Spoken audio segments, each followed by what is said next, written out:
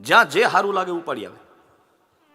Power શક્તિ હોય સારી વાત છે, પણ એનો દુરુપયોગ માણસને રાવણની ગતિ તરફ લઈ જાય છે. પ્રભુ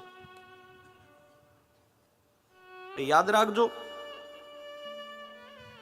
તમને ભગવાન શક્તિ આપે, સામર્થ્ય આપે, પ્રદર્શન કરવા માટે નહીં, પ્રભુ દર્શન કરવા માટે.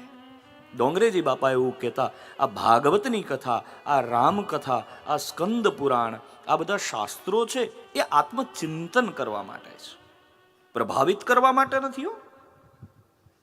અમે કંઈક પણ સારું ગાઈએ કે સારું બોલીએ, એની પાછળ અમારો હેતુ એટલો હોય કે તમારું જીવ ભગવાનમાં ચોંટે.